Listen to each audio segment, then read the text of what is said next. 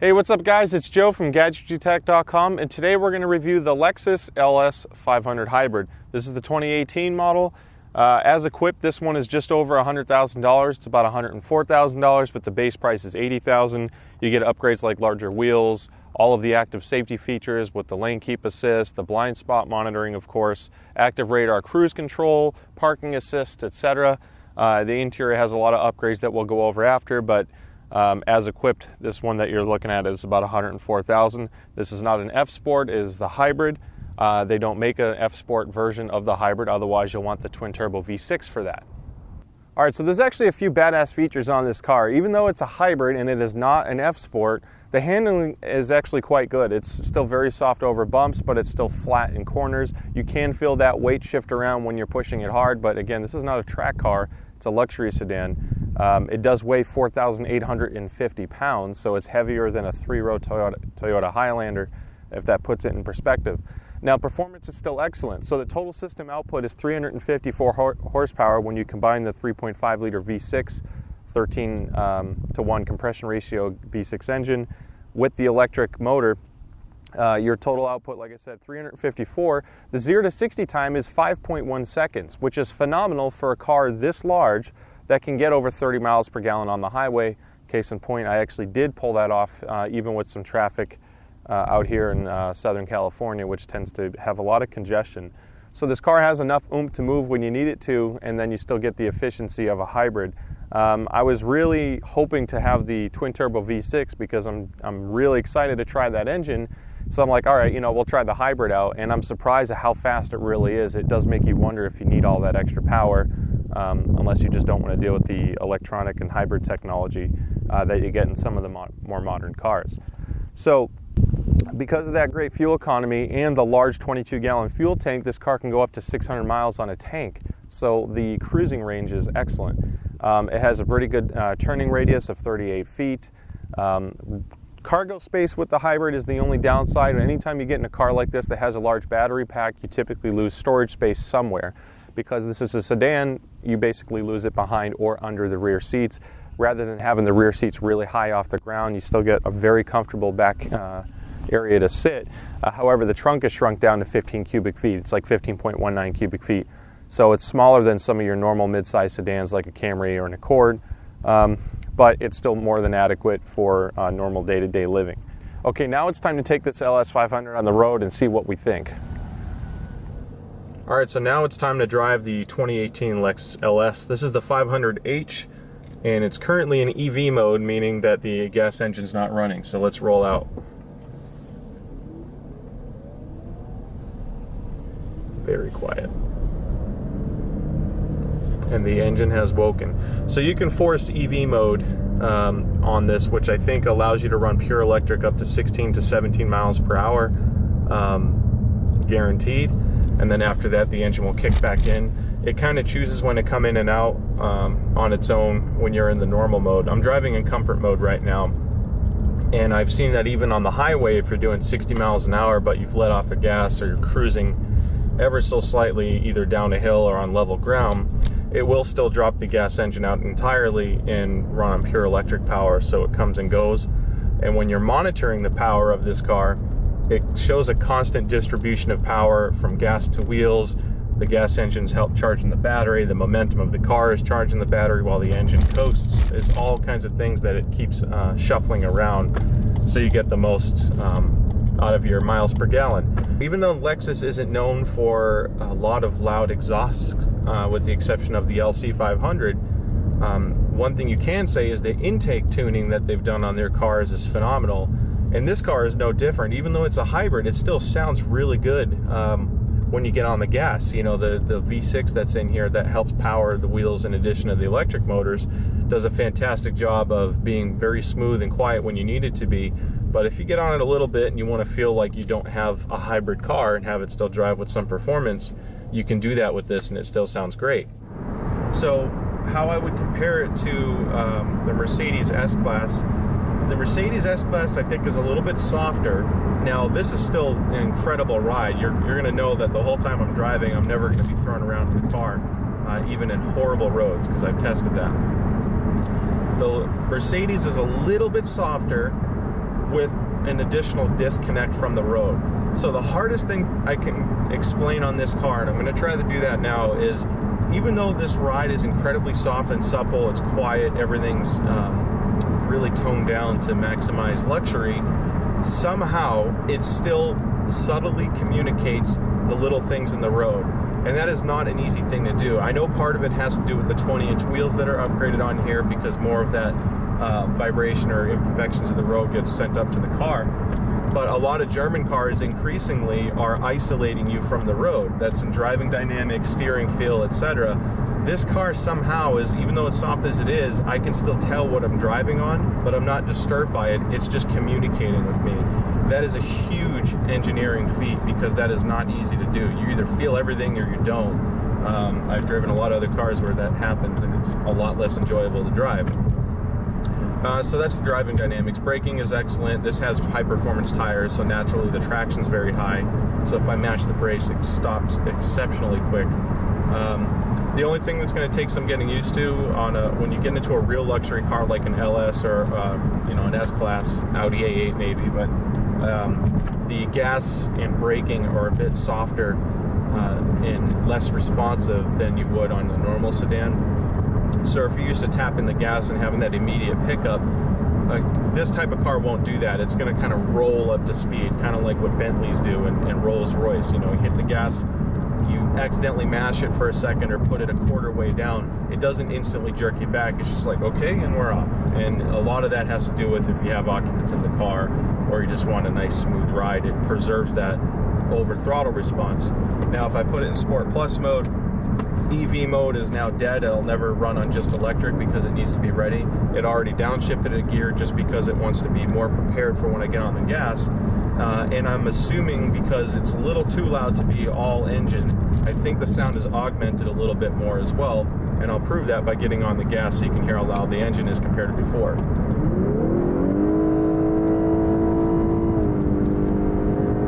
So unfortunately, that is a speed I should not be doing for an extended period of time. But it is throatier and louder. That's in Sport S Plus. Yeah. I mean, just a little bit of gas, you really hear it, which is cool, because if you want to have a little bit more thrill and enjoyment on your luxury car, you can. I'm going to put it back in comfort mode because that's what this is really, and where it's in its sweet spot. But yeah, you get the luxury, you get a little bit of thrill. It's not a sharp handling car. It's flat in the corners, but it's not going to jerk you around. Nothing about this car is intended to do that. So that covers that. Talking about the sound system, the Mark Levinson sound system is an excellent upgrade. What I like is the stage for the rear seats more than anything. A lot of premium cars now, or even your mid-size cars like a Camry or an Accord, when you start upgrading the sound systems, they sound excellent. The backseat passengers usually get screwed because you have either speakers behind your head or in the door, and that's about it. Some of them will put tweeters in the door to increase the soundstage height. But that's about it. You still know you're in the back seat. This is the first car I've sat in where the back seat actually has speakers above and in front of you on the ceiling. So in the headrest, there are two Mark Levinson speakers. When I'm in there, it feels and sounds almost like I'm in the front seat, because you get the full sound stage in addition to the speakers on the sides and back. So you always get that wraparound effect, which is awesome. No one gets screwed. Everyone gets to enjoy their music.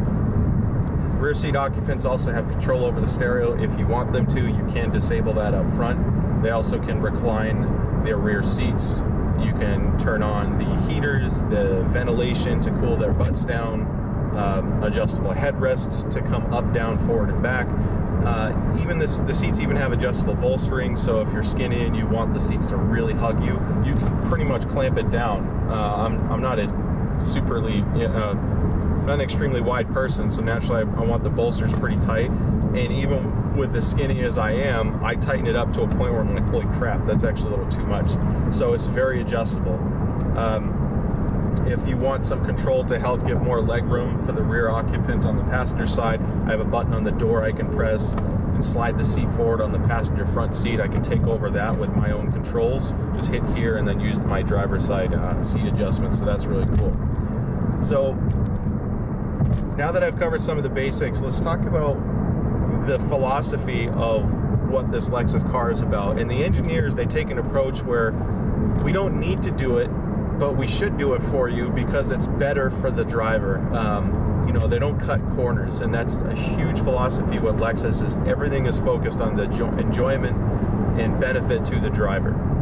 And it's the little things. So when I have the car locked, I walk up to it, I touch the door handle to unlock it because the proximity key. The adjustable airbag suspension or airlift suspension lifts the car up several inches almost immediately. So when I get in, I'm not dropping down and, you know, putting more strain on my back or legs, because let's face it, this car caters to a large range of age demographics.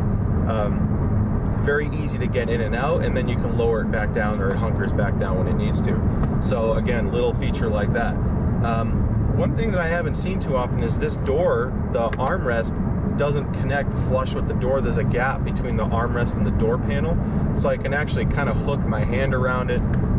It's a nice design aesthetic, but it's also cool because you can pretty much rest your hand any direction you want and have that flexibility. The center armrest opens on both directions, so I can hit the button on my side and it opens for me. Hit the button on the passenger side, it opens for the passenger, so I love that. You know, it's that little attention to detail that you're like, holy crap, I didn't know I needed that feature, but that's awesome. Even when you lift this up, there's wire guides on both sides, so you can pretty much run any cable you want forward towards the cup holder or your driver's seat or passenger seat if you have a cord that's connected to something. The only thing that's a little weird is there's a cigarette lighter socket, or the 12-volt socket, between the two cup holders right in the center, and that's the only spot I saw one up front, so that was really interesting placement. I'm sure it has to do with the general aesthetic of the car. There's plenty of USB ports everywhere else, so it's not like you have to use it, but it is there, and as long as you don't have too big of an adapter, the cup holders are still completely functional. You can still use everything there. So another couple convenience things, again, to make it easier to go in and out of the car, the buckles, or the clips that you attach your seatbelt to, they're actually motorized, so when you unlock the car and you go to sit in, the little buckles here come up off the bottom of the seat. They lift to make it easier to attach your seatbelt buckle to it, and once you're buckled in, it pulls it back down and kind of cinches you in place. So it's out of the way once you are clipped in, but when you need to use it, it's easier to securely fasten yourself to the car. The rear shade operation up front is right here by my little touchpad, and then the window switches also double as the switch mechanism for your rear shades. So when they're all the way up and I first hit the down button, the back left shade now drops, so I can push down again, and now my window's open. I put that up, and while the window's up, I'm going to pull up again, and then the shades will close up. So that's kind of nice that you can control that in case you want to put a little darkness in the back. You know, you have a kid. Okay, so the astute observer will notice that I am wearing a different shirt as I drive the car.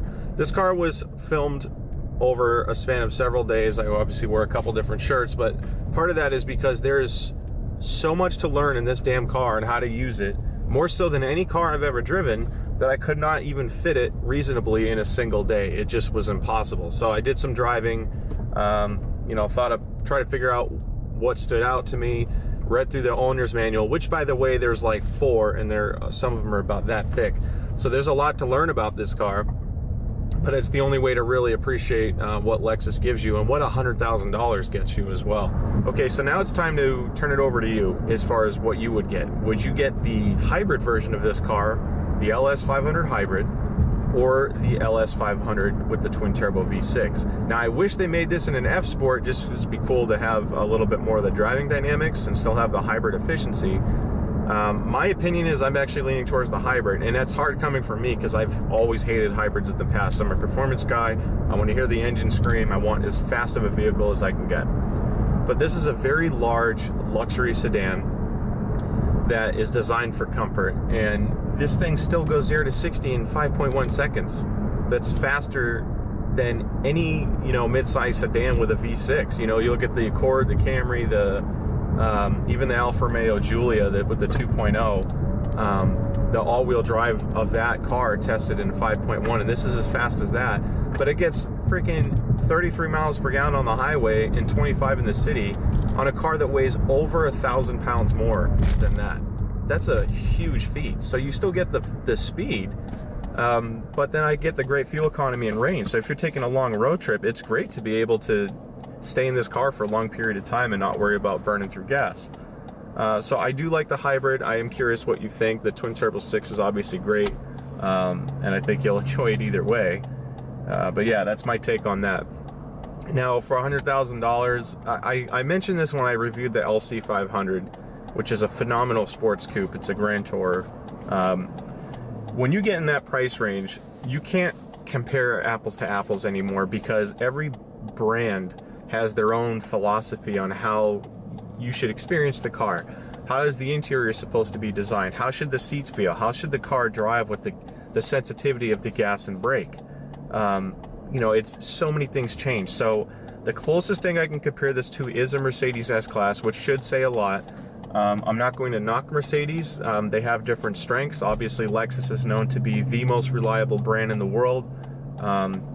So when you're spending $100,000, knowing that you don't have to replace your car anytime soon because you're getting that Lexus build quality adds some value in itself. Now, this is a very soft gas pedal. That, like, the Lexus philosophy here in this car is soft and smooth over maximum precision and sensitivity and all of that. It's a little bit dulled down, but you can still enjoy your drive.